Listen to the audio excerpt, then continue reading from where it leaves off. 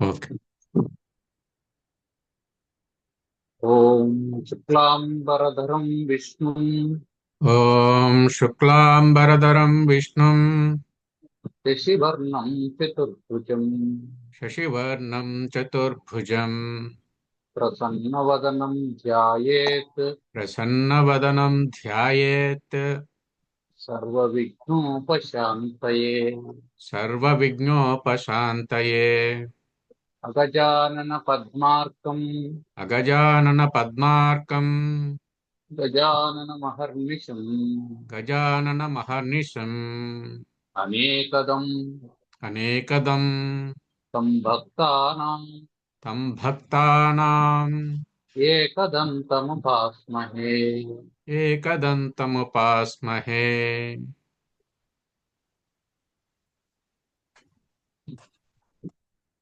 చాణక్యుల వారు సమాజానికి నీతిని బోధిస్తూ ఉన్నాడు. సమాజానికి నీతిని ఎందుకు చెప్పాల్సి వస్తుంది ఎప్పుడైనా అంటే, ఎలా ఉంటే బాగుంటుందో తెలుసుకొని అలా లేనప్పుడు నీతి చెప్పాల్సి వస్తుంది.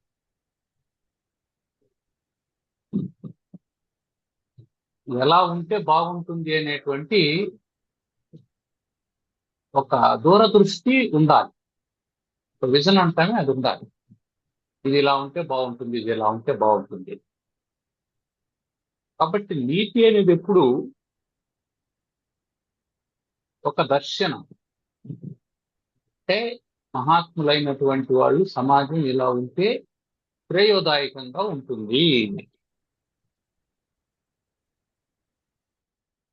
అని వాళ్ళు ఆలోచన చేసి, ఒకవేళ అలా లేదనుకో అప్పుడు ఏం చెప్తారు, దాన్ని చెప్తారు. అలాగే ఉంది అంటే అలా కంటిన్యూ చేసుకోమంటారు, కానీ మళ్ళీ దాన్ని ఇలా ఉంటే బాగుంటుందని చెప్పరు కదా.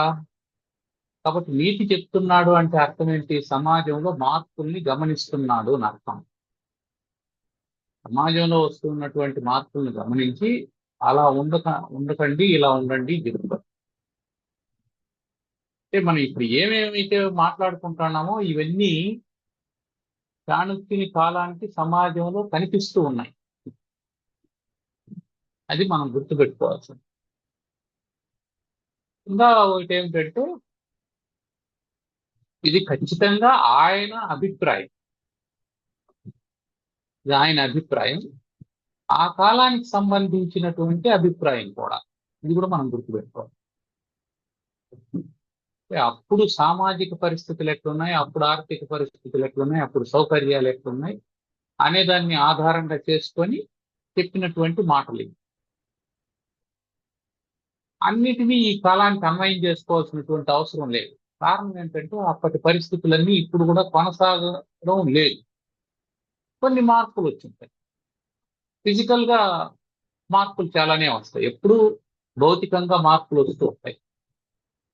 మనం మార్పు కోరుకునేది ఎక్కడ అంటే అంతఃకరణంలో అంతరంగమైనటువంటి మార్పులు మనం కోరుకుంటాం. మానవుని ఆలోచన విధానంలో సరైనటువంటి మార్పులు ఉండాలి అనేది మన ఆలోచన. భౌతికమైనటువంటి ప్రగతి ఎలాగో నడుస్తూనే ఉంటుంది. ఎందుకు? మానవుడు అసౌకర్యమైన జీవితాన్ని ఎప్పుడూ కోరుకోడు, సౌకర్యవంతమైనటువంటి జీవితాన్ని కోరుకుంటాడు. అసౌకర్యవంతమైనటువంటి జీవితం ఎప్పుడైతే కోరుకుంటాడో దానికోసం ప్రగతి అనేది ప్రారంభం అవుతుంది. డెవలప్మెంట్ అనేది అంతా దేనికోసం? ఇప్పుడు ఆ, ఒక సిటీ నుంచి ఇంకో సిటీకి బుల్లెట్ ట్రైన్ వేస్తున్నారు అని అనుకోండి. ఎందుకయ్యా బుల్లెట్ ట్రైన్ వేస్తున్నారు అంటే, మామూలు ట్రైన్లో వెళ్తే 8 గంటలు పడుతుంది ఈ సిటీ నుంచి ఆ సిటీ చేరుకోవడానికి. బుల్లెట్ ట్రైన్ అయితే 3 గంటల్లో వెళ్తుంది అని అంటుంది. అంటే 8 గంటలు కూర్చునే ఓపిక నశించిపోయింది మానవుల్లో. కాబట్టి 3 గంటల్లోనే చేరుకోవడానికి కావాల్సినటువంటి బుల్లెట్ ట్రైన్ ని అన్వేషణ చేశాడు. ఈ సౌకర్యం కోసం చేసేటువంటి ప్రయత్నాన్ని మనం అభివృద్ధి లేదా ప్రగతి, డెవలప్మెంట్ అని అంటూ ఉన్నాము. ఇదంతా ఏమిటి? ఫిజికల్ గా. సరే, ఇప్పుడు 8 గంటల ప్రయాణాన్ని నువ్వు 3 గంటలు చేసి 5 గంటలు మిగలబెట్టుకున్నావు. అంటే ఆ ట్రైన్లో ఒక 1000 మంది ప్రయాణం చేస్తారంటే 1000 ఇంటూ 5 గంటలు అంటే 5000 గంటలు మిగులుతూ ఉన్నాయి. ఈ 5000 గంటలు ఏం చేస్తావు? ఇది ముఖ్యమైనటువంటి ప్రశ్న. ఈ ప్రశ్నకు సమాధానం దొరకకుండా టైంని మిగలబెడుతూ ఉంటే ఆ టైంలో ఏం చేయాలో తోచక అప్పటికప్పుడు ఏదో ఒక ఆలోచనతో ఏదో ఒక పనికిరానటువంటి పని చేస్తే అది సమాజానికి హానికరంగా మారుతుంది. కాబట్టి ఈ సౌకర్యంతో పాటు మనం నేర్పించాల్సింది ఏంటి అంటే, నీకు మిగిలినటువంటి సమయాన్ని ఈ విధంగా సద్వినియోగం చేసుకొని చెప్పాలి. అది కూడా చాలా ముఖ్యం. ఈ నీతి శాస్త్రం చేసేటువంటి పని అది.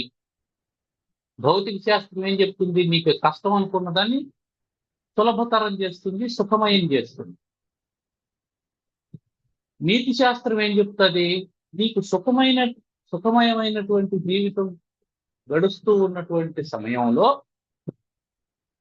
నువ్వు ఆ సుఖాన్ని నిలబెట్టుకోవడం కోసం, అది జీవితాంతం నీకు ఉండేందుకోసం నువ్వు ఎలా ఉంటే అది జీవితాంతం నీకు ఉంటుంది. ఏం చేస్తే అది అలాగే ఉంటుంది. ఏం చేస్తే అది నీ నుంచి తొలగిపోతుంది అని చెప్పేదాన్ని నీతి శాస్త్రం అన్నది. అంటే మనకు డ్రైవింగ్ లైసెన్స్ ఇచ్చేటప్పుడు కొన్ని పరీక్షలు పెడతాం. సిగ్నల్స్ సంబంధించి, రోడ్ రూల్స్ అండ్ రెగ్యులేషన్స్ సంబంధించి కొన్ని పరీక్షలు ఉంటాయి. ఎందుకు ఆ పరీక్ష పెడతాడు? దానికి డ్రైవింగ్ కి సంబంధం ఏమిటి? దానికి డ్రైవింగ్ కి సంబంధం లేదు. కానీ అవి తెలియకపోతే నీ డ్రైవింగ్ సుఖంగా ఉండదు. అదే నీ మృత్యువుకు కారణం. అందువల్ల రెండు ప్యారలల్ గా జరుగుతాయని మనం గుర్తుపెట్టుకోవాలి. ప్యారలల్ గా జరగాలి. అంటే ఫిజికల్ డెవలప్మెంట్, ఎథికల్ డెవలప్మెంట్, ఈ రెండు ప్యారలల్ గా జరిగినప్పుడే సమాజం ఆనందంగా ఉండగలుగుతుంది, సౌకర్యంగా ఉండగలుగుతుంది. సౌకర్యం ఏర్పడినప్పుడు ఆ సౌకర్యం వల్ల ఆనందం కలగాలి, కానీ ఆ సౌకర్యం వల్ల దుఃఖం కలగకూడదు. మోటార్ బైక్ 100 cc వచ్చింది, 150 cc వచ్చింది, 200 cc వచ్చింది అనుకున్నాం. అంటే దాని అర్థం ఏంటి? నువ్వు వేగంగా వెళ్ళగలిగేటువంటి అవకాశం ఉంది. వేగంగా వెళ్ళగలిగేటువంటి అవకాశం ఉంది అని అది ఇతరుల్ని బాధ పెట్టే విధంగా ఆ వేగం ఉండకూడదు. అంటే ఫిజికల్ డెవలప్మెంట్ తో పాటు ఎథికల్ డెవలప్మెంట్ కూడా ఉండాలి. దానికోసమే ఎవరు నీతి చెప్పినా, ఏ మహాత్ముడు నీతి చెప్పినా, ఏ కావ్యం ద్వారా, ఏ పురాణం ద్వారా, ఏ ఇతిహాసం ద్వారా నీతి చెప్పినా అన్నిటికీ కారణం నీకు భౌతికంగా లభించిన సుఖాలు నీ నుంచి దూరం కాకుండా ఉండాలి అని ఏకైక లక్ష్యంతోనే ఇది చెప్తారు. కానీ ఈ పాయింట్ అర్థం కాకపోతే ఎవడు నీతి శాస్త్రం దగ్గరికి రావడం. నీతి శాస్త్రం దగ్గరికి రాకపోవడానికి కారణం ఏంటి? ఎవరైనానంటే దానికి వాళ్ళు మిస్అండర్స్టాండింగ్ చేసుకుంటున్నారు, అపార్థం చేసుకుంటున్నారు. ఏమంటే నీతి శాస్త్రం అనేది మన స్వేచ్ఛను హరిస్తుంది, నువ్వు అలా ఉండకూడదు, ఇలా ఉండకూడదు అని చెప్తుంది. నాకు నచ్చినట్టు నేను ఉంటాను, కానీ అది చెప్పినట్టు నేను ఎందుకు ఉండాలి అని అంటాడు. అందుకోసం నీ నీతి శాస్త్రాన్ని అధ్యయనం చేయడానికి ఎవడో సుముఖత చూపడు. కానీ అసలు నీతి శాస్త్రం యొక్క ఉద్దేశం ఏమిటి అంటే నిన్ను సుఖానికి దూరం చేయడం కాదు. నువ్వు అనుభవిస్తూ ఉన్నటువంటి సుఖం శాశ్వతంగా నీ జీవిత పర్యంతం ఉండాలనే లక్ష్యమే నీతి శాస్త్రం యొక్క లక్ష్యం. అది మనం గుర్తించాలి. అది గుర్తించినామంటే ఏమవుతుందంటే నీతి శాస్త్రాన్ని భౌతిక శాస్త్రాలతో పాటు సమాంతరంగా అధ్యయనం చేస్తాము. ఈ సమాంతర అధ్యయనం అనేది చాలా అవసరము. కాబట్టి ఇవాళ స్పేస్ ఇంజనీరింగ్ చదివే వాడికైనా, అటామిక్ ఎనర్జీ గురించి చదివేవాడికైనా,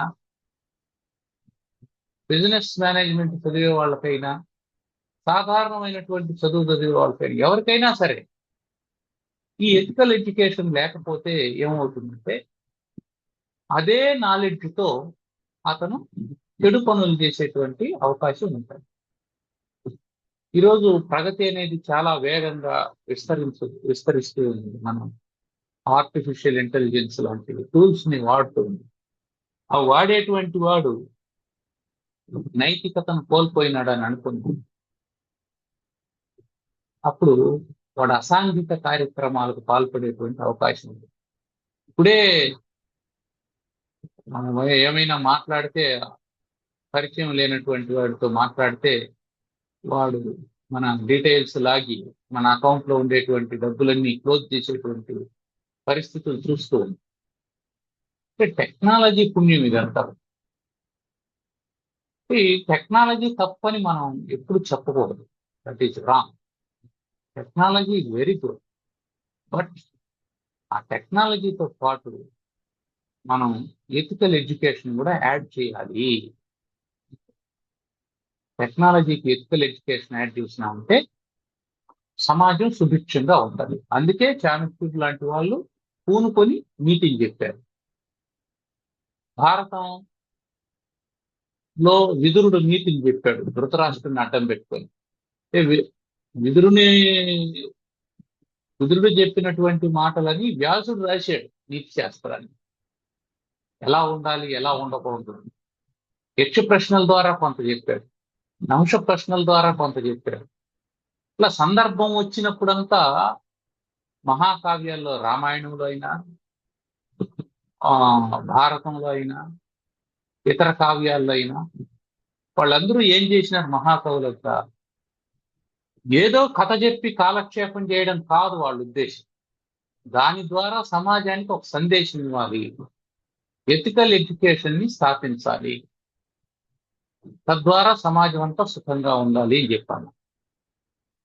అందువల్ల వాళ్ళు ఏ ఏ కాలంలో చెప్పినటువంటి వాళ్ళు ఆ కాలాన్ని దృష్టిలో పెట్టుకొని వాళ్ళ వెరీ నెక్స్ట్ జనరేషన్ ని దృష్టిలో పెట్టుకొని చెప్తారు. ఎప్పుడైనా మనం ఏం ఊహించగలం అంటే మన ముందు జనరేషన్ ని మనం చూస్తూ ఉంటాము, మన జనరేషన్ మన అనుభవంలో ఉంటుంది, తరువాత జనరేషన్ కి సంబంధించినటువంటి మార్పులు చేర్పులు మెల్లమెల్లగా మనకు కనిపిస్తూ ఉంటాయి. వాటినే మనం భరించలేకుండా పోతూ ఉంటాం. మన నెక్స్ట్ జనరేషన్ లో వచ్చేటువంటి మార్పుల్ని మనం భరించలేకుండా పోతూ ఉంటాం. అందుకనే మనం నీతులు చెప్పడం మొదలు పెడతాం. దట్ మీన్స్ మనం మాత్రమే మంచిగా ఉన్నాము, తర్వాత వాళ్ళు చెడిపోతుండారు అనేది కరెక్ట్ కాదు. ఎందుకు? దేశకాల పరిస్థితులు ఎప్పుడు మారుతూ ఉంటాయి, ఎప్పుడు మారుతూ ఉంటాయి. కాబట్టి భౌతికమైనటువంటి అభివృద్ధి, భౌతికమైనటువంటి పరిణామాల్ని అర్థం చేసుకోవడం వేరు, దానికి తరాల అంతరాలతో ముడిపెట్టకూడదు. దీన్నే మనం జనరేషన్ గ్యాప్ అని అంటూ ఉంటాం. మీరు ఏ జనరేషన్ అన్నా చూడండి, వాళ్ళ నెక్స్ట్ జనరేషన్ మీద కంప్లైంట్ చేస్తూ ఉంటారు. దానికి కారణం ఏంటంటే వీళ్ళు డైజెస్ట్ చేసుకోలేరు అంత సులభంగా మార్పు, అందువల్ల కంప్లైంట్ చేస్తూ ఉంటారు. కానీ ప్రతిదీ కంప్లైంట్ కాదని మనం గుర్తుపెట్టుకోవాలి. వాళ్ళు చేసేది ప్రతిదీ కంప్లైంట్ కాదు, దాంట్లో కొన్ని మాత్రమే కంప్లైంట్స్ ఉంటాయి, కొన్ని విజన్ కి సంబంధించిన ఉంటాయి. ఆల్ ఆర్ నాట్ కంప్లైంట్స్, కొన్ని విజన్ కి సంబంధించిన ఉంటాయి. అందువల్ల ప్రతిదాన్ని మనం కంప్లైంట్ అనుకుంటే అసలు వినం. మన నెక్స్ట్ జనరేషన్ మన మాటలు ఎందుకు వినరు అని అంటే మనం చెప్పేటువంటి ప్రతి మాట మనం వాళ్ళ మీద చేస్తున్న కంప్లైంట్ గా వాళ్ళకి అనిపిస్తుంది, అందుకని వినరు. అందుకే మనం చెప్పేటువంటిది కాంప్లిమెంట్ గా ఉంటూ, నాట్ కంప్లైంట్, అది కాంప్లిమెంట్ గా ఉంటూ ఎథిక్స్ ని బోధించేదిగా ఉండాలి. నువ్వు బుల్లెట్ ట్రైన్ కనుక్కున్నావు, వెరీ గుడ్ అనాలి.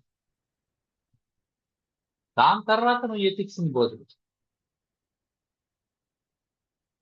అంతేగాని ఇదిగో ఇట్లా చేస్తున్నావు, ఇది తప్పు, ఇది తప్పు, ఇది తప్పు అని అంటూ ఉంటే అతను నిరాశకు లోనయ్యేటువంటి అవకాశం ఉంటుంది. కాబట్టి ఈ రెండింటినీ మనం జాగ్రత్తగా చూసుకొని నీతి శాస్త్రాన్ని చదువుకోవాలి. లేదంటే నీతి శాస్త్రంలో కూడా అవుట్డేటెడ్ అంశాలు కొన్ని ఉంటాయి, అది మనం గుర్తుపెట్టుకోవాలి. ఎందుకు?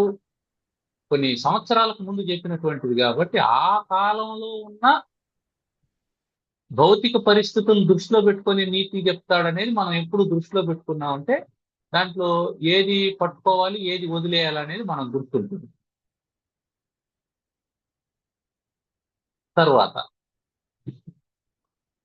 కుగ్రామవాస కుగ్రామవాసః కులహీన సేవా కులహీనసేవా కుభోజనం కుభోజనం క్రోధముఖీ చ భార్య క్రోధముఖీ చ భార్య పుత్రశ్చ మూర్ఖో పుత్రశ్చ మూర్ఖో విధవా చ కన్యా విధవా చ కన్యా వినాగ్నినా వినాజ్ఞినా షట్ ప్రదహంతి కాయం. షట్ప్రదహంతి కాయం. వినా అగ్ని, అగ్ని లేకుండా. షట్ 6. ప్రదహంతి కాయం, కాయం కాయమును శరీరమును, ప్రదహంతి కాల్చివేస్తాయి. అగ్ని లేకుండా శరీరాన్ని 6 విషయాలు కాల్చివేస్తాయి అని చెప్పి అంటుంది. ఏంటవి? నెంబర్ 1 కుగ్రామ వాస.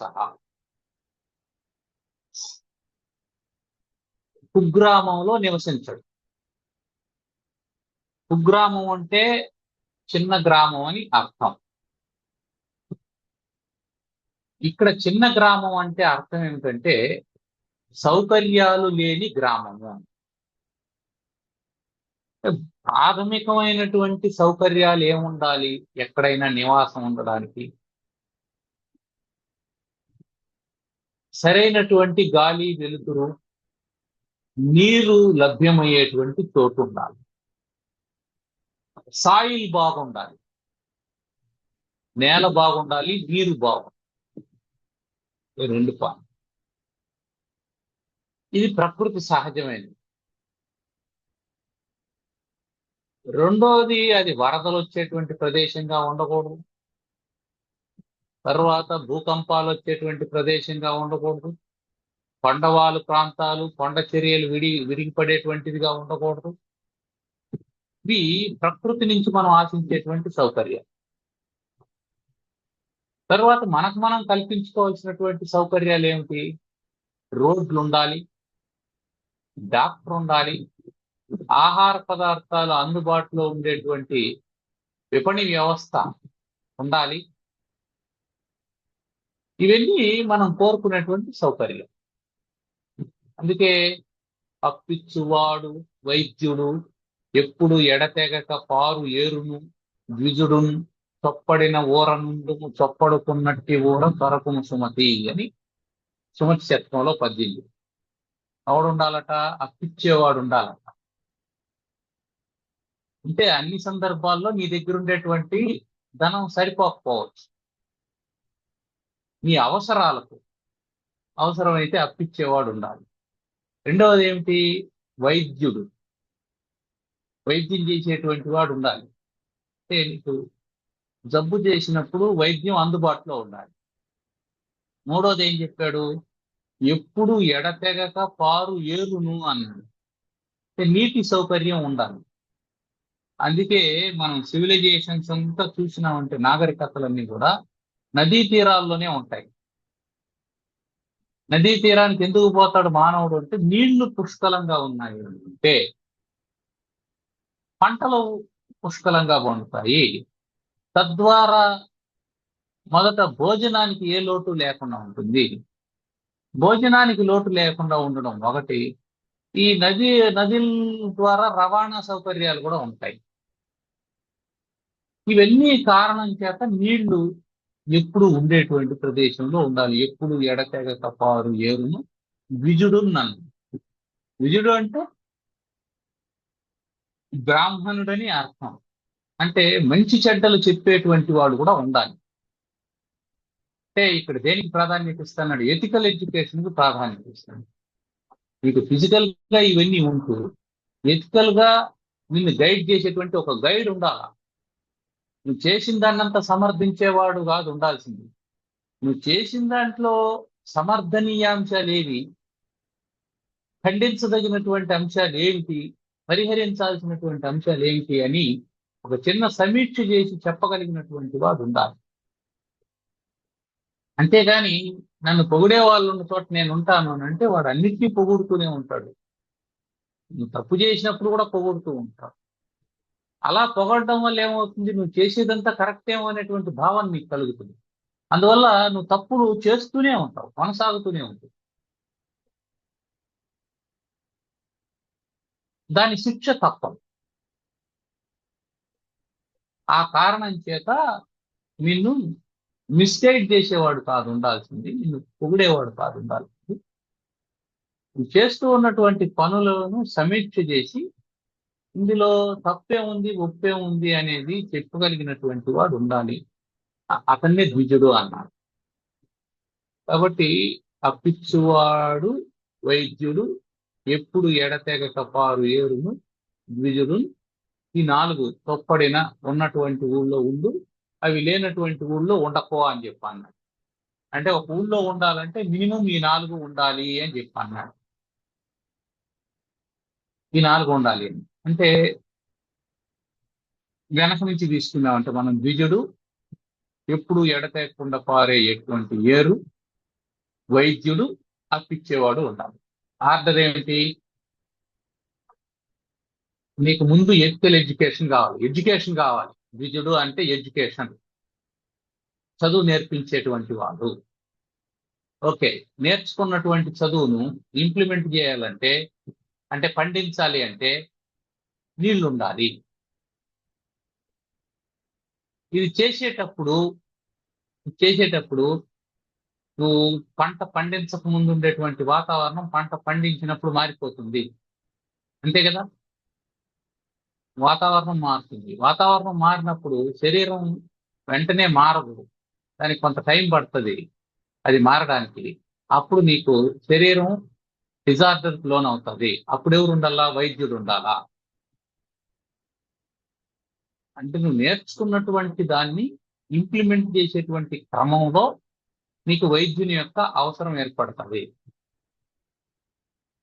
వైద్యుని దగ్గరికి పోవాలంటే డబ్బు కావాలా, దానికి అప్పిచ్చేవాడు ఉన్నాడు. అంతే, ఇది ఆత్మ.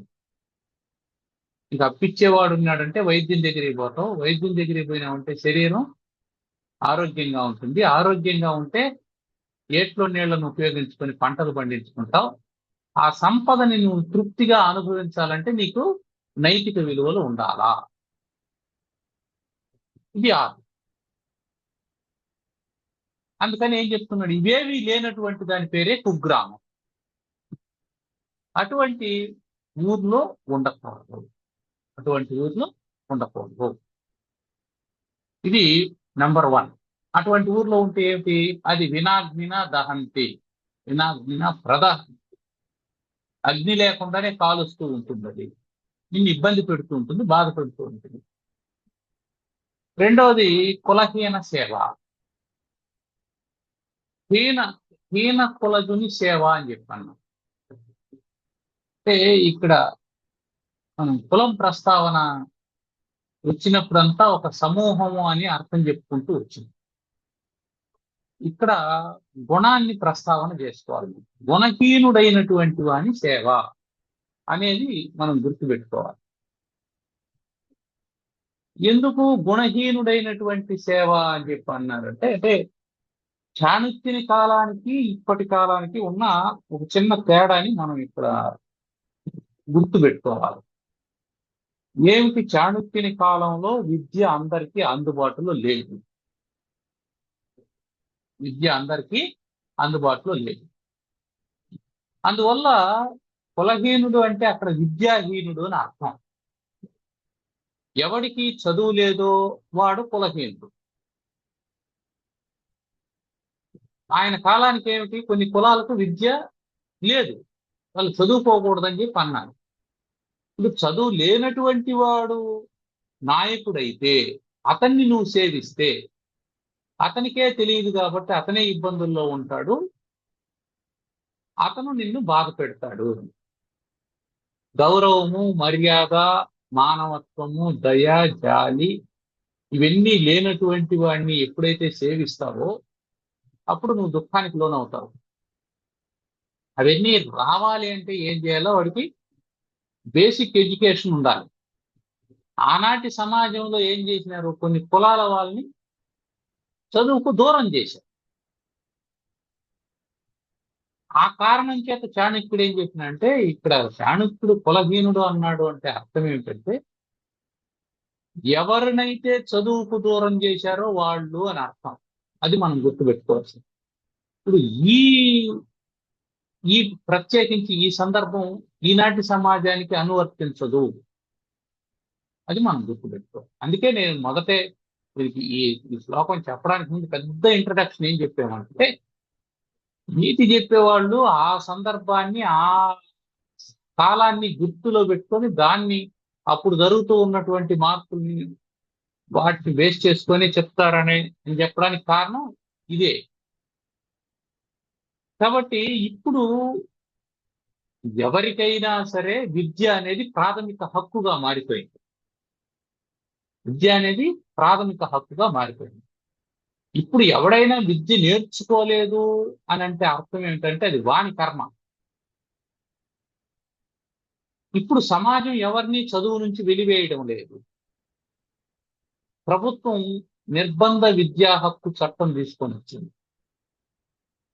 నిర్బంధ విద్య అనేది ఏర్పాటు చేస్తూ ఉంది.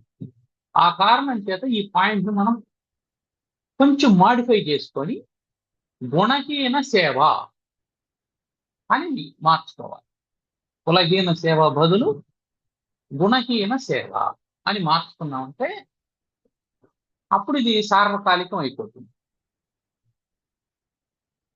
కాబట్టి గుణవంతుడైనటువంటి వారిని సేవ చేయాలి. అడిగిన జీతంబియని మిడిమేలకు దొరను గొల్చి మిడుగుట కంటెని వడిగల ఎద్దులు గట్టుక మడిదున్నుక బ్రతుకవచ్చు మహిళో సుమతి. అడిగిన జీతంబియని మిడిమేలకు దొరను గొల్చి. మిడిమేలకు దొర అంటే గుణహీనుడైనటువంటి వాడు, వాడిని కొలవకూడదు అని చెప్పన్నారు. వాడు ఎందుకు మిడిమేళంగా ప్రవర్తిస్తున్నాడు అంటే, అన్కంట్రోల్డ్ గా బిహేవ్ చేస్తున్నాడు అంటే వాడికి శాస్త్రం తెలియదు, నైతిక శాస్త్రం తెలియదు. వాడు నైతిక శాస్త్రం ఎందుకు తెలియదు, వాడు చదువుకోలేదు. ఎందుకు చదువుకోలేదు, అరే మీరు చదువుకోకూడదురా అని చెప్పి అన్నారు ఆ కాలం. నీకు చదువు చెప్పమని, అందువల్ల వాడు చదువుకోలేదు. అది ఆ కాలానికి సరిపోయింది. కాబట్టి ఎవడు చదువుకోలేదో వాడు గుణహీనుడైపోతాడు. చదువు వల్ల వచ్చేటువంటి గుణాలు వేరు. సహజంగా కొన్ని గుణాలు వస్తాయనుకోండి, కానీ ఎంత సహజంగా వచ్చినా చదువు ఉండడం వల్ల ఏమవుతుందంటే యుక్తాయుక్త విచక్షణ కలుగుతుంది. ఇది ఇది చట్టము, ఇది చట్టం కాదని తెలుస్తుంది. ఒకటి మన జడ్జిమెంట్ కి చట్టం చేసేటువంటి జడ్జిమెంట్ కి కొంత తేడా ఉంటుంది. నువ్వు రోడ్డుకు ఎడం వైపున నడవాలని అనుకున్నా అనేది చట్టం. నువ్వేం చేస్తావు, ఎడం వైపున బురద ఉంటుంది, అందుకని కుడి వైపున నడుస్తావు. ఎడం వైపున బురద ఉంది, నువ్వు కుడి వైపున నడుచు. చట్టం ఏం చెప్తుంది, నువ్వు ఎడం వైపునే నడవాలనుకుంది.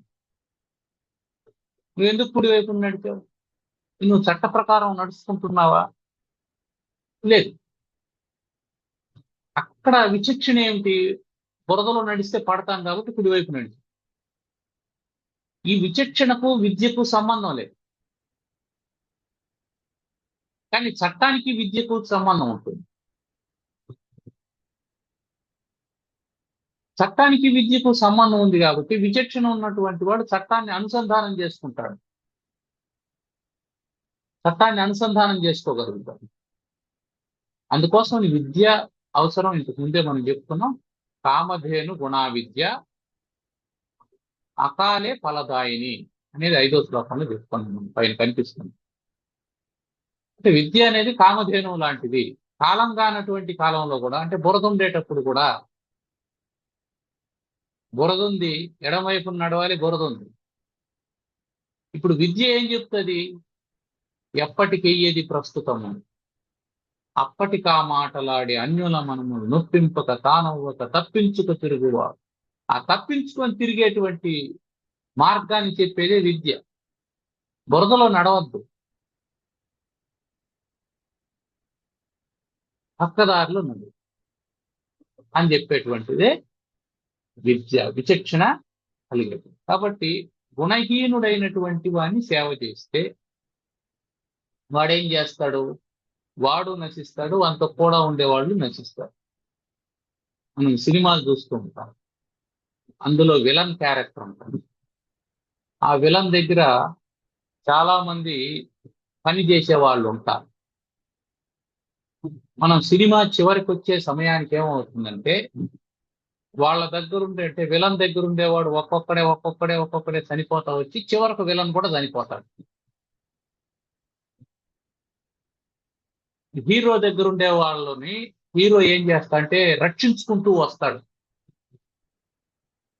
కాబట్టి గుణవంతుడైనటువంటి వాడు ఏం చేస్తాడు? తనను ఆశ్రయించినటువంటి వాళ్ళను సంరక్షించడమే ప్రధానంగా పెట్టుకుంటాడు.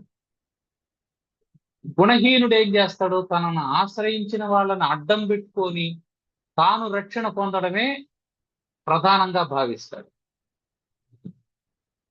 అంటే తేడా ఏమిటి అంటే, నీకు జనం ఉండారు, జనానికి ముందర నువ్వు నిలబడతావా, జనానికి వెనక నువ్వు నిలబడతావా అనేది ముఖ్యమైన విషయం. గుణవంతుడు ఏం చేస్తాడు? జనానికి ముందర నిలబడతాడు. గుణహీనుడు ఏం చేస్తాడు? జనానికి వెనకాల నిలబడతాడు. అంతే తేడా. సో నువ్వు ఎవరికి సర్వీస్ చేయాలి అంటే, నీకంటే ముందు ఎవడు నిలబడతాడో వాడికి నువ్వు సర్వీస్ చేయాలి. నీ వెనకాల నిలబడేటువంటి వాడికి సర్వీస్ చేస్తే వాడు ఏం చేస్తాడు? నిన్ను నాశనం చేస్తాడు. ఇది తేడా. Your leader must be in front of you. నీకు నాయకుడు అనేటువంటి వాడు నీ ముందర నిలబడాలి, నిన్ను నడిపించాలి.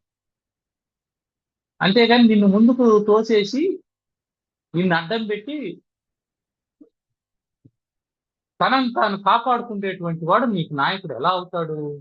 కాదు అన్నారు. అది ఈ పాయింట్. మనం కులహీన సేవ అనే దాన్ని మార్చుకొని గుణహీన సేవ అనేది గుర్తుపెట్టుకోవాలి. ఇది 2వ పాయింట్. గుణహీనుడైనటువంటి వానికి సేవ చేసినామంటే అగ్ని అవసరం లేదు, ఈ శరీరాన్ని అది కాల్చేస్తుంది. ఇది 2వ పాయింట్. 3వ పాయింట్ కుభోజనం. కుభోజనం, భోజనం,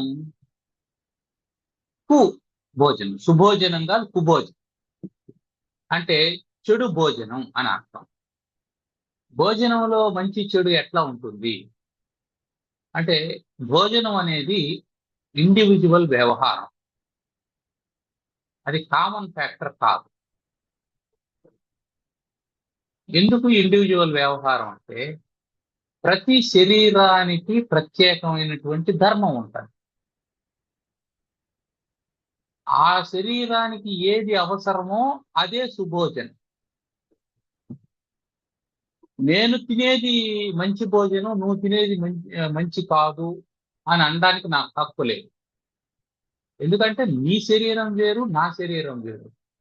నీ జీర్ణ వ్యవస్థ వేరు, నా జీర్ణ వ్యవస్థ వేరు. నీ జీర్ణ శక్తి వేరు, నా జీర్ణ శక్తి వేరు. నీకు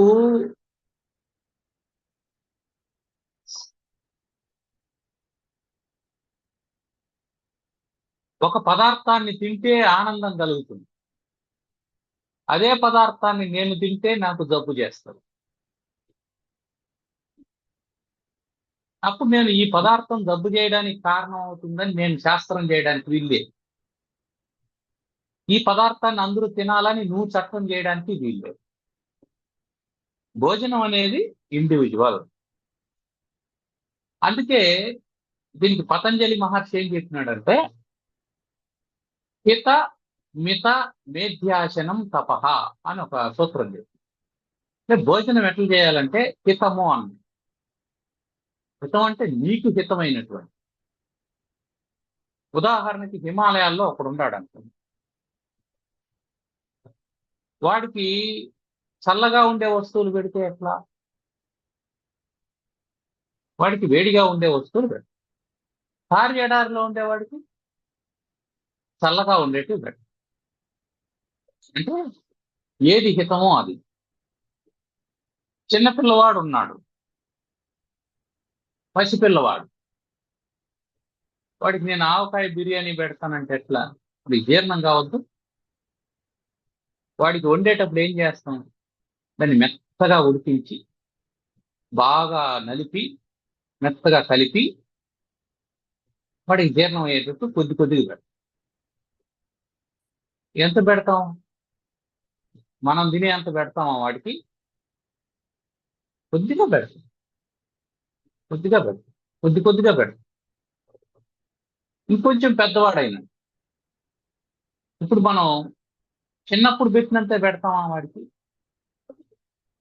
చిన్నప్పుడు వాడు పాలు తాగి ఆగిపోయాడు, 6 నెలలు వచ్చే కొద్దికి వాడికి భోజనం పెడతాం కదా, పాలతోనే ఆపేసామా? లేదు. అంటే ఏమైంది?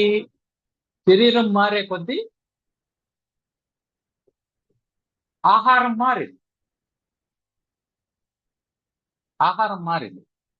ఆరోగ్యం మారే కొద్దీ ఆహారం మారుతుంది.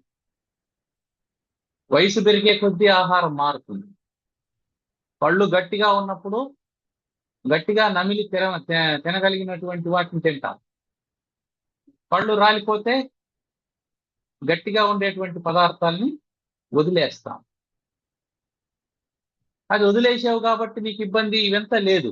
వదలకపోతే ఇబ్బంది. అది మనం గుర్తుపెట్టుకోవాల్సింది. కాబట్టి శరీరం మనకు చెబుతుంది దేన్ని తినాలి, దేన్ని తినకూడదని. ఇది తింటే ఇబ్బందిగా ఉంది, ఇది తింటే ఇబ్బంది లేదు. లిస్ట్ చేసుకోవాలి. దాన్ని హిత అన్నాను. నీకేది మేలో అది. ఒకటికి వంకాయ తింటే దురద వస్తుంది అని అనుకున్నాం, జలబుడుతుంది, బట్ తినకూడదు అంతే. అంతేగాని వంకాయ వంటి కూరయు పంకజముకి సీత వంటి భామామణియం శంకరుని వంటి దైవము లంకాదిపు వైరి వంటి రాజుంగలడే అని చెప్పినారని నేను వంకాయ కూర తింటానని అనకూడదు. చెప్పారు నిజమే, అది మంచిదే, కానీ నీకు మంచిదా కాదనే చూసుకోవాలి. మంచివన్నీ నీకు మంచివి కాదు, మంచివన్నీ నీకు మంచిది కాదు. ఈ అవిల్ టాబ్లెట్ మంచిదే. ఎవడికి మంచిది? ఆ నిద్ర రానటువంటి వాడికో, లేదంటే అదేంటి ఏదో ఒక రకమైనటువంటి రియాక్షన్ ఉండేటువంటి వాడికో, అట్లాంటి వాడికి ఏదో అది మంచిదే. అది మంచిదని బాగుండేటువంటి వాడు తినడం మంచిది కాదు అంటాడు. అది ఎవడికి మంచిది? ఆ రోగికి మంచిది. తలనొప్పి వచ్చినటువంటి వాడికి తలనొప్పి మాత్రం మంచిది. బాగుండేటువంటి వాడికి ఎందుకు మంచిది అవుతుంది? బాగుండేవాడు తింటే ఏమవుతుంది? నిద్ర మాత్ర వాడు చనిపోతాడు, వాడికి విషంగా మారుతుంది. భోజనం కూడా అంతే. ఎవడికి ఏది అవసరం? భోజనం అంటే ఔషధము అని గుర్తుపెట్టుకోవాలి. భోజనం ఔషధం. తర్వాత రెండోది ఏం చెప్పినాడు? మిత అన్న. భోజనం అనేది ఔషధం అన్నాం కదా. ఔషధాన్ని ఎప్పుడు డోస్ నిర్ణయిస్తాడు డాక్టర్. రోగ తీవ్రతను బట్టి డోస్, పని తీవ్రతను బట్టి ఆహారం డోస్. నువ్వు శారీరకమైనటువంటి శ్రమ చేస్తున్నావు, అప్పుడు నువ్వు తినాల్సినటువంటి డోస్ వేరు. నేను పొలంలో పోయి పని చేస్తాను, 2 ఇడ్లీలు తినేసి పొలంలో పని చేస్తానంటే సరిపోదు. అప్పుడు 12 ఇడ్లీలు తినచ్చు. నేను ఆఫీసులో కూర్చొని పని చేస్తాను, ఏసీలో పని చేస్తాను, అప్పుడు 12 ఇడ్లీలు నువ్వు తినకూడదు. ఎన్ని రకాల సాంబార్లు ఉన్నా, ఎన్ని రకాల చట్నీలు ఉన్నా, ఎంత నెయ్యి వేసినా, ఎంత పప్పుల పొడి వేసినా, పప్పుల పొడితో 2, నెయ్యితో 2, సాంబార్తో 2, చట్నీతో 2, కారం చట్నీతో 2, అల్లం చట్నీతో 2, పల్లీల చట్నీతో 2 అని చెప్పి తింటానంటే కుదరదు. 2 నువ్వు తినాల్సింది. కారణం ఏంటి? నీకంత పని లేదు కాబట్టి. పనికి ఆహార తత్వం అన్నమాట. పని, ఆహారం ఈ 2 సమన్వయంగా, ఆ ఆహారం అది శరీరానికి సరిపోయేదిగా ఉండాలా. నువ్వు ఎంత పని చేస్తావో దాని ప్రకారం డోస్ తీసుకోవాలి. ఓవర్ డోస్ అనేది ఎప్పుడు ప్రమాదకరము. కాబట్టి కుభోజనం అంటే అర్థం ఏమిటంటే నీకు సెట్ గా ఉన్నటువంటిది కుభోజనం, ఫస్ట్ పాయింట్. రెండోది, నీకు అవసరం కంటే ఎక్కువ తినడం కుభోజనం. మూడోది, నీ అవసరానికి సరిపోకపోవడం కుభోజనం. మూడోది, ఆ ఆహారం ఎలా సంపాదిస్తున్నావు. మేధ్యాసనం అని చెప్పి అన్నాడు, అదే ఆహారాన్ని ఎలా సంపాదిస్తున్నావు అనేది కుభోజనం. అంటే మనకు సాత్విక, రాజస, తామసాన్నాలని భగవద్గీతలో చెప్పారు.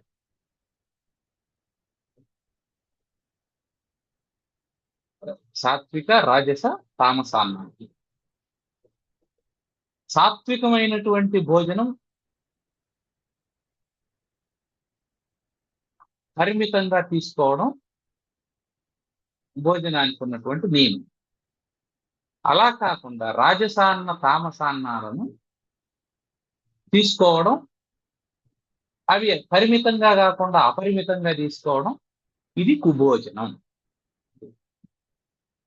తర్వాత భోజనం పెట్టేటువంటి వాడు ఎవడు అనే దాన్ని బట్టి కూడా ఆ భోజనం సుభోజనమా, కుభోజనమా అనేది ఉంటుంది. నీ మీద గౌరవం లేకుండా పెట్టేది,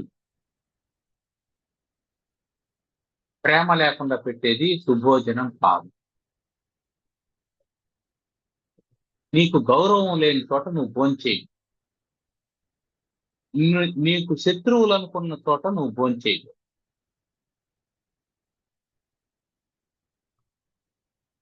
తర్వాత ఆ ఆహారాన్ని వాళ్ళు ఎలా సంపాదిస్తాండారు, దాంతో మనకేం పనండి అని అనకూడదు. ఇది ఇంటర్నల్ కి సంబంధించింది. ఏమిటంటే అవతల వాడు భోజనాన్ని పాపం చేసి సంపాదించాడు అంటే దాన్ని నువ్వు కూడా తింటున్నావు కాబట్టి నువ్వు కూడా ఆ పాపాన్ని అనుభవించినట్టు లెక్క. అందువల్ల అవతల వాడు దుర్మార్గంగా సంపాదిస్తున్నాడు అని అంటే అతని దగ్గర మనం భోంచేయకూడదు. రెండోది, శుభ్రత. కుభోజనం అంటే శుభ్రత లేకుండా పెట్టేటువంటి భోజనం కూడా కుభోజనం. ఈగలు, దోమలతో నిండి చెత్త చెదారం ఉండేటువంటి ప్రదేశంలో భోజనం తింటామా? తినకూడదు. కాబట్టి భోజనం శుభ్రంగా ఉండాలి, భోజనం పెట్టే పళ్ళెం శుభ్రంగా ఉండాలి, భోజనం పెట్టేవాడి మనసు శుభ్రంగా ఉండాలి, వాడి చేతులు శుభ్రంగా ఉండాలి, భోజనం తినేటువంటి ప్రదేశం కూడా శుభ్రంగా ఉండాలి. అప్పుడు అది సుభోజనం ఉంటుంది. భోజనానికి ఇన్ని నియమాలు ఉంటాయి. శుభ్రత లేని చోట భోంచేయదు, నిష్ట లేని వాని దగ్గర భోంచేయదు, దుర్మార్గుడైనటువంటి వాని దగ్గర భోంచేయదు. ఇవన్నీ చేస్తే అప్పుడు అది మంచి భోజనం అవుతుంది. అది శరీరానికి, మనసుకి ఆహ్లాదాన్ని ఇస్తుంది. భోజనం నీకు ఆనందాన్ని ఇవ్వాలి, అంతేగాని దుఃఖాన్ని ఇవ్వకూడదు. నువ్వు భోజనానికి వెళ్ళి కూర్చునేటప్పుడు ఎంత సులభంగా హాయిగా కూర్చుంటావో, భోజనం ముందర నుంచి లేచేటప్పుడు కూడా అంతే సులభంగా హాయిగా లేవాలి. అంతేగాని పెట్టిందంతా తినేసి లేవలేనంత భుక్తాయాసం ఉండకూడదు. ఇది చాలా ముఖ్యమైనటువంటి. అంటే ఏది అతి సర్వత్ర వర్జయత్ అన్నమాట, అంతే. అతి ఎక్కడ ఉండకూడదు. అందుకే ఈ ఆహారానికి సంబంధించినటువంటి మిగతా విషయాలు మనం తెలుసుకోవాలంటే భగవద్గీతను ఆశ్రయించవచ్చు. రాజసాన్నాలేవి, తామసాన్నాలేవి, సాత్వికాన్నమేవి అనే విషయాలన్నీ కూడా అందులో విపులంగా విస్తారంగా చెప్పాడు. దానికంటే కూడా మనం గుర్తుపెట్టుకోవాల్సింది ఏంటంటే, మన శరీరాన్ని మనం అధ్యయనం చేయాలి. Listen to your body. ఈ శరీరాన్ని విను, అది దేన్ని జీర్ణం చేసుకోగలుగుతుంది, ఎంత జీర్ణం చేసుకోగలుగుతుంది, ఇది గుర్తుపెట్టు. దాని ప్రకారం నడుచుకో. మీకు 2 ఇడ్లీలు హాయిగా జీర్ణం అయిపోతున్నాయి, పొద్దున్నే 8 గంటలకో 8:30కో తింటున్నావు, మళ్ళీ సరిగ్గా 12:30కో 1 గంటకో ఆకలేస్తుంది, ఏ ఇబ్బంది లేదు అని అనుకుంటే 2 ఇడ్లీలతో నిలిపేయి. కానీ నువ్వు ఎక్కువ పని చేస్తాండావు, నీరసంగా ఉంటుంది అని అనుకుంటే నువ్వు తింటూ ఉన్నటువంటి తిండి సరిపోలేదు, ఇంకొంచెం పరిమాణాన్ని పెంచుకో, కొంచెం డోస్ పెంచుకో. నాకు పెంచుకోమన్నాడు కదా అని దానికి 6 కలపద్దు, 2కి ఇంకో 2 కలుపు, లేదా 1 కలుపు. ఏమవుతుంది అంటే, రెండింటిని జీర్ణం చేస్తూ ఉన్నటువంటి పొట్ట 1 పెంచడం వల్ల 3కు అలవాటు పడుతుంది మెల్లగా. కానీ మనం ఏం చేస్తామంటే, ఇది గ్రాడ్యువల్ గా చేయడం అనేది మనం మానేసి ఉన్నట్టుండి మారుస్తాం. అంటే మధ్యాహ్నం కొద్దిగా తినుంటాము, ప్రతిరోజు రాత్రి 2 చపాతీలు తినే అలవాటు ఉండేవాడు ఉన్నాడు అనుకున్నాం. వాడు ఏం చేస్తాడు, పెళ్లి భోజనానికి వెళ్తాడు. ఆ పెళ్లి భోజనానికి పోయినప్పుడు కూడా వాడు ఏం చేయాలా, ఆ 2 చపాతీలు పరిమాణమే తినాలా, అంతే తినాలా. నువ్వు ఎన్నన్నా తిను, అంతే తినాలి. పరిమాణం మారకూడదు. పరిమాణం మారిందంటే పరిణామం వస్తుంది. అది ఒక్కోసారి తట్టుకోలేనంత వస్తుంది. అందుకని భోజనం అంటే ఇన్ని ఆస్పెక్ట్స్ మనం చూసుకోవాలి. తర్వాత 4వది, క్రోధముఖీచ భార్య. భార్య, భర్త కూడా. పురుషుని కోసం చెప్పినప్పుడు భార్య అన్నాడు, స్త్రీ కోసం చెప్పినప్పుడు భర్త అని, వయసు వస్తా అన్నమాట. క్రోధముఖి, నిరంతరం ధుమధుమలాడుతూ ఉండేటువంటి భార్య, ఎప్పుడు కోపంతో ఉండేటువంటి భార్య, ఎప్పుడు కోపంతో ఉండేటువంటి భర్త. కోపం ఎప్పుడు శ్రేయోదాయకమైనటువంటిది కాదు, ఎవరికి మంచిది కాదు, భార్యాభర్తలతో కాదు, ఎవరికి. ఆ ప్లేస్ లో నువ్వు బాస్ని పెట్టుకోవచ్చు, ఆ ప్లేస్ లో ఇంకెవరినైనా పెట్టుకోవచ్చు. ఎవరికి కోపం మంచిది కాదు. బేసిక్ గా ముందు వాడికి మంచిది కాదు. వాడి చుట్టూ ఉన్న వాతావరణానికి కోపం మంచిది కాదు. అదొక నెగటివ్ ఆస్పెక్ట్. అదేం చేస్తుందంటే, ఒక దుర్గంధం వంటిది కోపం. మనం ఒక చెత్త కుప్ప ఇంట్లో ఉందనుకోండి, కుళ్ళిపోయిన ఒక ఎలుక చచ్చిపోయింది ఇంట్లో, అది కుళ్ళిపోయింది. ఇప్పుడు అక్కడికి ఎవరు వచ్చినా అది దుర్గంధమే. ఇంట్లో ఎలుక చచ్చిపోయింది, ఇంటి యజమానికి సువాసన వస్తుందా? యజమాని కాబట్టి రాదు. ఆ ఇంట్లో ఉండే స్త్రీలకు సువాసన వస్తుందా? సువాసినులు కాబట్టి రాదు. పిల్లలకు వస్తుందా? రాదు. అతిథి వచ్చినాడు అనుకో, అయ్యో లేక లేక వచ్చాడు అతిథి, వాడికి ఎందుకు దుర్గంధం అని వాడికి ఏమైనా సుగంధం వస్తుందా? రాదు. ఎప్పటి వరకు దాన్ని తీసి బయట పడేసి శుభ్రం చేసి స్ప్రే కొట్టేంత వరకు దుర్గంధం వస్తూనే ఉంటుంది. సో ఏం చేయాలా? ఆ కారణాన్ని తీసేయాలి. ఇప్పుడు కోపం కూడా అట్లాంటిది. ఎవడొచ్చినా నీ దగ్గరికి నీ లోపల కోపం ఉంటే వాడికి దుర్గంధం వస్తుంది. అప్పుడు ఏం చేస్తాడు?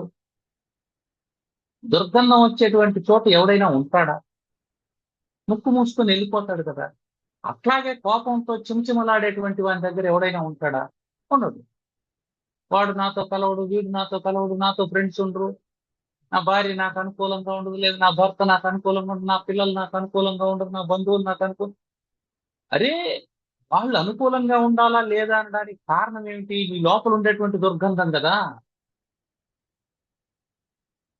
So refine your self so that everything will be all right. నువ్వు నిన్ను సరి చేసుకోకపోతే, కరెక్ట్ చేసుకోకపోతే నీ దగ్గరికి ఎవరు రారు. నువ్వేమనుకుంటున్నావు? వాళ్ళందరూ చెడ్డవాళ్ళు అనుకుంటున్నావు. నో, రిఫ్లెక్షన్ ఇక్కడే ఉంది. నీ లోపల చనిపోయి కుళ్ళిపోయినటువంటి ఎలుక ఉంది. దాన్ని తీసే ఫస్ట్. అప్పుడు నీ దగ్గరికి ఎవరైనా వస్తారు. కానీ నీ ముఖం చూస్తుంటేనే ఆ ఉలవలు పోస్తే వేగిపోయేంత వేడిగా ఉంటే ఎవడొస్తాడు? అందుకే స్మిత పూర్వ భాషి అని చెప్పి అన్నాడు రామాయణం. రాముడు ఎట్లాంటి వాడంటే స్మిత పూర్వ భాషి.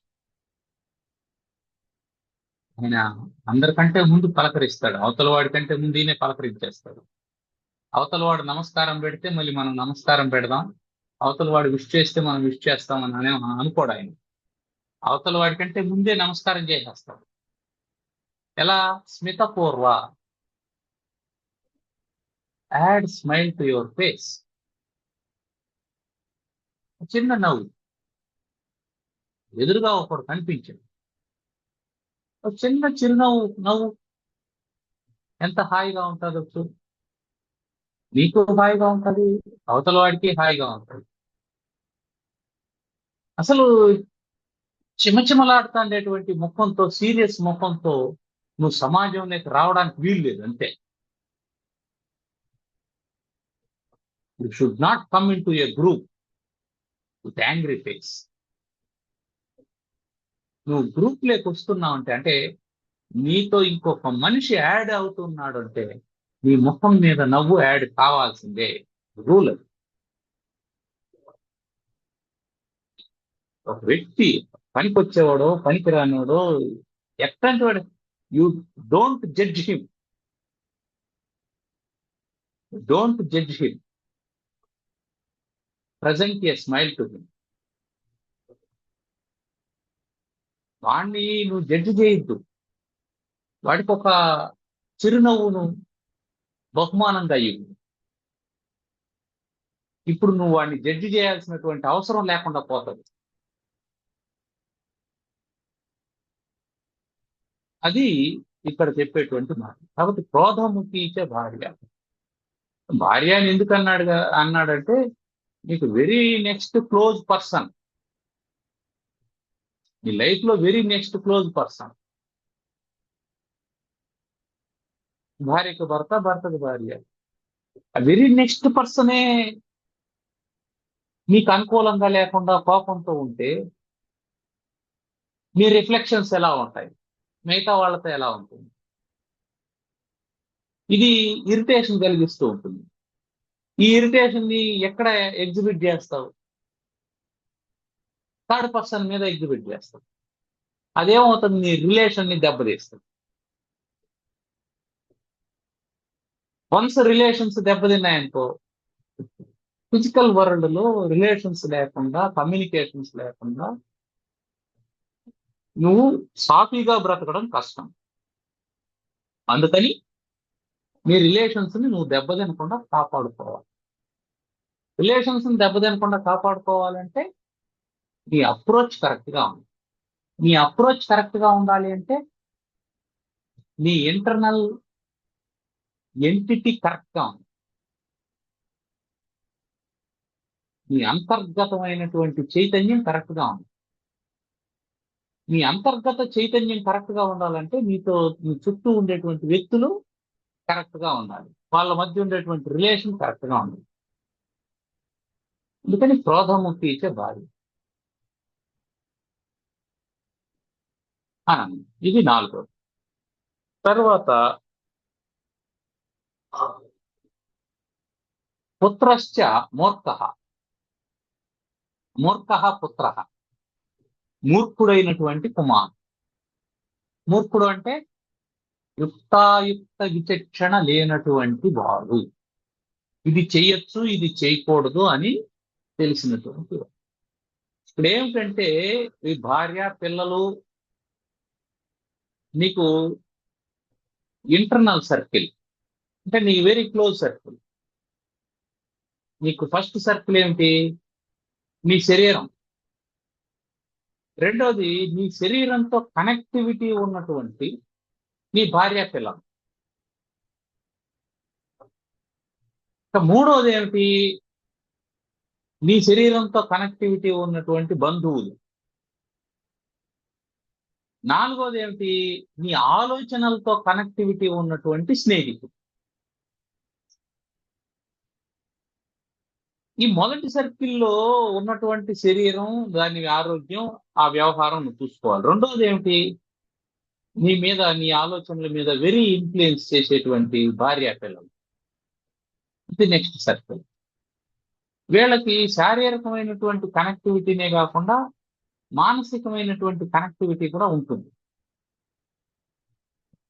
నీ శరీరానికి, నీ భార్య పిల్లలకి, నీ బంధువులకి, ఈ 3 ఫేసుల్లో 2 రకాలైనటువంటి కనెక్షన్లు ఉంటాయి.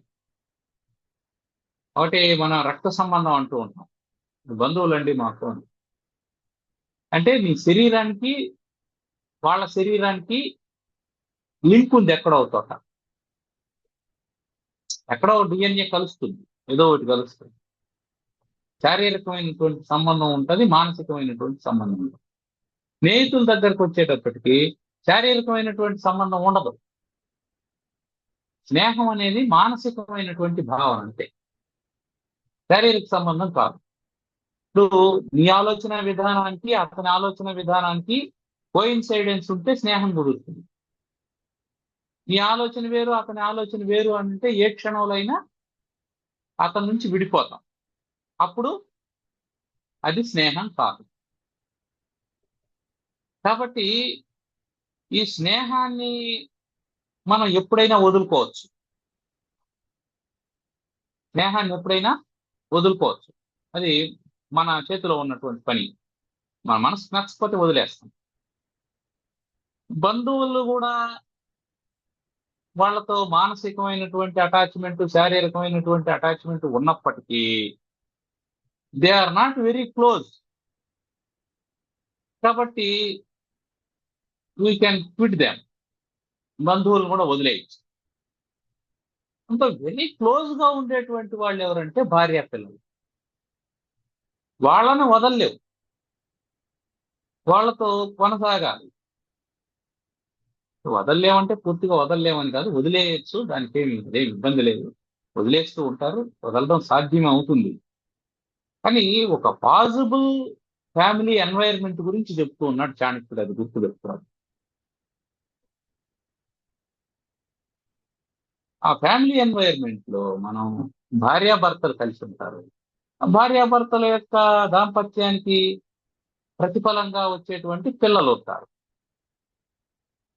భార్య లేదా భర్త ఏ విధంగా అయితే క్రోధముక్కులు కాకుండా ఉండాలను, కోపం లేకుండా ఉండాలను, అట్లాగే పిల్లవాడి దగ్గరికి వచ్చేటప్పటికి వాడు యుక్తాయుక్త విచక్షణ కలిగిన వాడుగా ఉండాలి, మూర్ఖుడుగా ఉండకూడదు. మూర్ఖుడు అంటే ఏంటి? వాడు మంచి చెప్తే కూడా వినడు, వాడు ఏదనుకుంటే అదే చేస్తాడు. అది మంచి అయితే పర్వాలేదు, అది చెడు అయితే ఇబ్బంది. ఇక్కడ ఇబ్బంది అన్నప్పుడు ఏమవుతుందంటే వాడికి మాత్రమే ఇబ్బంది కాదు, మొత్తం ఎఫెక్ట్ ఫ్యామిలీ మీద పడతారు. అందువల్ల మూర్ఖుడైనటువంటి పిల్లవాడు ప్రదహంతి కాయం, పిల్లవాడు మూర్ఖుడు అనుకో, అది తల్లిదండ్రులని బాధ పెడుతూ ఉంటుంది. అందుకని పిల్లవాడు యుక్తాయుక్త విచక్షణ కలిగిన వాడు కావాలి. యుక్తాయుక్త విచక్షణ కలిగిన వాడు కావాలంటే వాడికి చదువు ఉండాలి, చదువుతో పాటు నైతిక విద్య కూడా ఉండాలి. అందుకే పిల్లవాడికి చదువు చెప్పించడం. దానికి ఏమిటి, పిల్లవాడికి చదువు చెప్పించడానికి కారణం వాడికి యుక్తాయుక్త విచక్షణ కలుగుతుంది. ఇది చేయొచ్చు, ఇది చేయకూడదు, ఇది తినొచ్చు, ఇది తినకూడదు, ఇక్కడ ఉండొచ్చు, ఇక్కడ ఉండకూడదు, ఇటు వెళ్ళొచ్చు, ఇటు వెళ్ళకూడదు. ఈ డిస్క్రిమినేషన్ ఉండాలి. డిస్క్రిమినేషన్ ఉండి రైట్ పాత్ వైపు డెసిషన్ తీసుకునేటువంటి శక్తి ఉండాలి. సరైనటువంటి మార్గం వైపు నిర్ణయం తీసుకోవాలి. అదే విచక్షణ యొక్క పరమార్థం. విచక్షణ ఎందుకు ఉండాలి అంటే నువ్వు సరైనటువంటి మార్గం అన్ని ఎన్నుకునేటువంటి వాడై ఉండాలి. దానికే విచక్షణ అవసరం.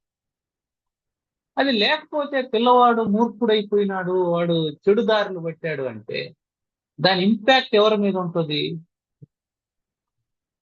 వాడితో శారీరక మానసిక సంబంధం కలిగినటువంటి తల్లిదండ్రులకు ఆ ఇంపాక్ట్ ఉంటుంది. ఎవడో మూర్ఖుడంటే మనం బాధపడతామా? బాధపడతాం.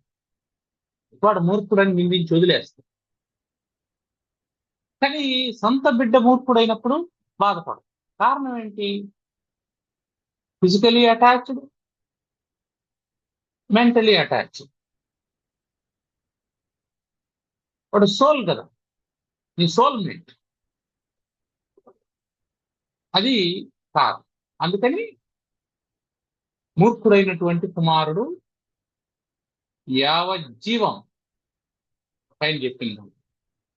మూర్ఖ చిరాయు జాతోపి. మూర్ఖుడు ఎంత చిరాయు అయినప్పటికీ వాడు దుఃఖాన్ని ఇస్తూనే ఉంటాడు. యావజ్జీవం జడో దహే.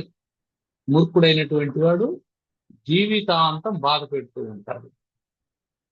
అట్లాంటి వాడు చస్తే బాగుండనేటువంటి భావన వస్తుంది. వీడు చావలేదు, వీడు చచ్చున్నా బాగుండేదేనండి. పిల్లవాడు చావాలని ఏ తల్లిదండ్రులైనా కోరుకుంటారా? కోరుకోరు. అంటే వాడి మూర్ఖత్వం వల్ల ఎంత బాధను అనుభవిస్తూ ఉంటేనో ఆ విధంగా కోరుకుంటారు. అలా కోరుకున్న తర్వాత ఏమవుతుంది? వాడు మరణించాడు, కొంతకాలం బాధపడతాడు, ఆ తర్వాత మర్చిపోతాడు. కానీ వాడు బ్రతికుంటే బ్రతికినంత కాలం వాడు చేసేటువంటి చెడు పనుల కారణం చేత దుఃఖపడుతూనే ఉంటారు. కాబట్టి పుత్రశ్చ మూర్ఖ అని చెప్పి అన్నాడు. మూర్ఖుడైనటువంటి కుమారుని వల్ల అగ్ని పెట్టాల్సిన పని లేదు, కాలిపోతారు అని. తర్వాత విధవాచ కన్య. కన్య అంటే కుమార్తె.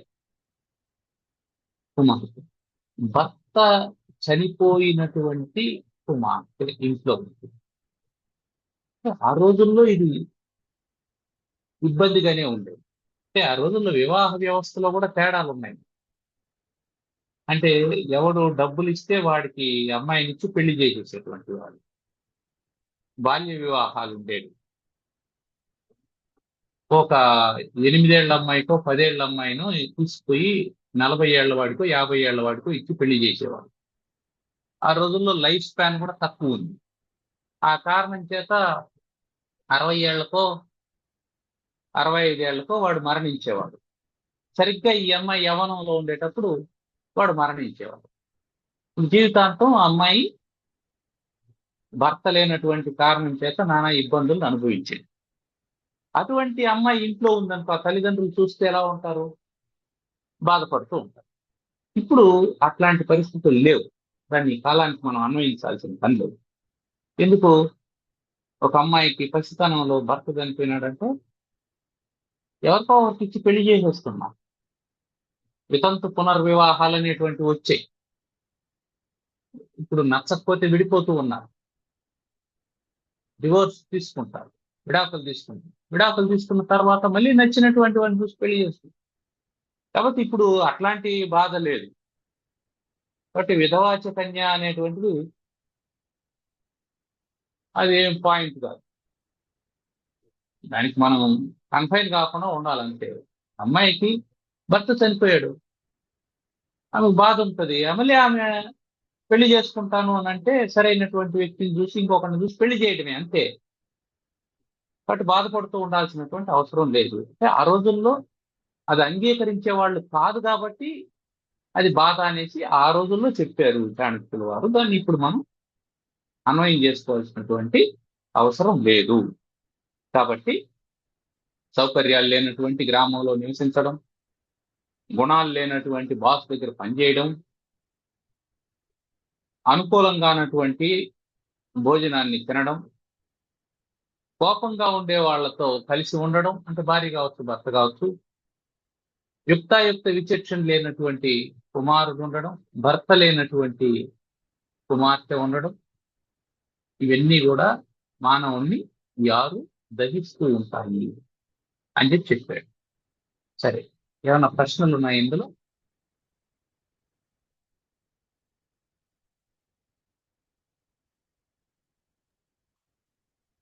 ఈ ఆరేనా ఇంకేమైనా ఉన్నాయా? ఆ, ఈ ఆరేనా అంటే ఇంకేమైనా ఉన్నాయి? ఉంటాయి, చాలా ఉంటాయి. వెరీ క్లోజ్ గా ఉండే వారు చెప్పాడు. అంటే ఏమేం చెప్పాడు? భార్య పిల్లలు, భార్య వెరీ క్లోజ్ సర్కిల్ కదా. తర్వాత భోజనం అయిపోయిందా? తర్వాత మనం ఎవరితో కూడా ఉంటాం, తర్వాత మనం ఏ ఊర్లో ఉంటాం. ఒక యూనిట్ చెప్పాడు, యూనిటీ. ఒక యూనిట్ చెప్పాడు. మనం ఏ ఊర్లో ఉన్నాం, ఎవరి దగ్గర పని చేస్తున్నాం, ఏం తింటున్నాం, భార్య పిల్లలు ఎవరు, ఇది ఒక యూనిట్. ఎంతకు మించి ఏం లేవు. ఏమీ లేవంటే నువ్వు దాన్ని దాటినావంటే మళ్ళీ ఉంటాయి, చిన్న చిన్నవి ఉంటాయి. ఇది బేసిక్. నువ్వు ఉండే ఊరు, నువ్వు తినే తిండి, నువ్వు పనిచేసే బాసు, నువ్వు కట్టుకున్నటువంటి భార్య, నువ్వు కన్నటువంటి పిల్లలు, ఇదే కదా బేసిక్. మరి నీ లోపల ఉన్న ఆలోచనలు కూడా అది సరే, అది వేరే టాపిక్. ఎన్నిటికీ అదే కదా కారణం. ఆలోచనలు నువ్వు ఏ ఊర్లో ఉండాలి అనేది నీ ఆలోచనే కదా. ఆస్ట్రేలియా ఉండాలనేది నీ ఆలోచనే కదా. లేదు నేను తిరుపతికి వచ్చేస్తాను అనేది నీ ఆలోచనే కదా.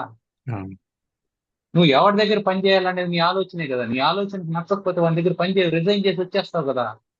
అంటే ఇవన్నీ ఆలోచనలే. ఇక్కడ ఏంటి, ఆలోచనల్ని సంస్కరించుకోవడమే నీకు ఫలితాలను ఇచ్చేటువంటి దశగా మారుతుంది. అంతే. ఆలోచనని సంస్కరించకపోతే ఫలితంలో సంస్కారం ఉండదు. What you are earning is the fruit of your thought. కొంతమంది కష్టాలు వచ్చితేనే దేవుణ్ణి తలుస్తారు అని అంటూ ఉంటారు కదా, కుంతి అలాంటి వాళ్ళు. ఇప్పుడు ఈ కష్టాలు రాకుండా ఉండాలనేసి మనం అనుకుంటున్నాం. కష్టాలు వస్తే మంచిదే, లేకుంటే ఇలాంటివి ఉండాలా, రావాలా, వద్దా? అంటే ఎవడో కష్టం కావాలని కోరుకోడు. అక్కడ కూడా ఆమె కష్టాలు నిమ్మని ఎందుకు అనిందంటే భగవంతుని మర్చిపోవాలనేది, మర్చిపోకుండా ఉండాలనేది అల్టిమేట్ తప్ప కష్టం రావాలనేది ఆమె ఉద్దేశం కాదు. అవునవును. ఒకవేళ నేను మర్చిపోతాను నిన్ను అని అనుకుంటే నాకు కష్టాన్ని ప్రసాదించు అని చెప్పి అన్నది, అంతే తప్ప ఎవ్వడు దుఃఖాన్ని కోరుకోడు ప్రపంచంలో. ఒకవేళ మనము ఆ పరమాత్మకి దగ్గరగా అవుతాము అంటే దీన్ని మనం భరించవచ్చు అన్నట్టుగా మనం తీసుకోవచ్చు. అంతే కదా. ఇప్పుడు ఏ కష్టమైనా ఎవడైనా ఎందుకు భరిస్తాడు అంటే ఆనందం, ఇంకా ఆనందం ఉంది అంటే భరిస్తాడు. దానికంటే గొప్ప ఆనందం ఏదైనా దొరుకుతుంది అని అనుకున్నప్పుడు భరిస్తాడు. ఇప్పుడు ఈత చెట్టు చుట్టూ కంప ఉంటది, కానీ దాన్ని జాగ్రత్తగా ఎక్కి ఒకడు పైకి దానిలో నుంచి నీరా తీస్తాడు, ఆ చెట్టు ఎక్కుతాడు. అంటే వాడు అంత కష్టాన్ని ఎందుకు భరిస్తాడు? దానిలో వచ్చేటువంటి ఆ నీరా వల్ల వాడికి అంతకంటే ఆనందం వస్తుంది, ఆ కష్టాన్ని మర్చిపోయే అంత ఆనందం వస్తుంది కాబట్టి చేస్తాడు ఎవడైనా. ఒకవేళ ఆ నీర చెట్టు కొనలో కాకుండా చెట్టు మొదల్లోనే లభిస్తుంది అనుకో, అప్పుడు వాడు చెట్టు ఎందుకు ఎక్కుతాడు? ఎక్కడ ఎక్కడ అంతే ఏదైనా, అంతే ఏదైనా. ఎవడైనా కష్టానికి ఎందుకు సిద్ధపడతాడు అంటే దానివల్ల సుఖం వస్తుంది. నీకు 1,00,000 లేదా 2 లక్షలు జీతం వచ్చేటువంటి ఉద్యోగం ఈ ఊర్లోనే ఉంది అంటే దేశాన్ని వదిలేసి ఖండాలను వదిలేసి ఎందుకు పోతావు? ఆ, అంతే ఏదో. సో నువ్వు కష్టానికి సిద్ధపడుతూ ఉన్నావంటే దాని ద్వారా సుఖాన్ని ఎక్స్పెక్ట్ చేస్తున్నావు అని అర్థం. ఆ. నువ్వు సుఖాన్ని కోరుకునే కష్టానికి సిద్ధపడతావు. కన్క్లూడ్ చేద్దాం. ఓం సర్వమంగళ మాంగళ్యే శివే సర్వార్థ సాధికే శరణ్యే త్ర్యంబకే గౌరీ నారాయణి నమోస్తుతే.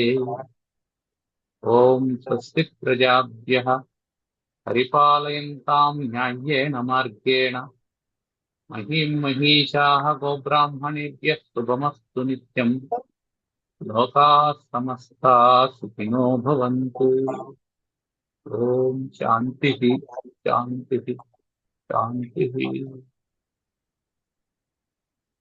ధన్యవాదాలు.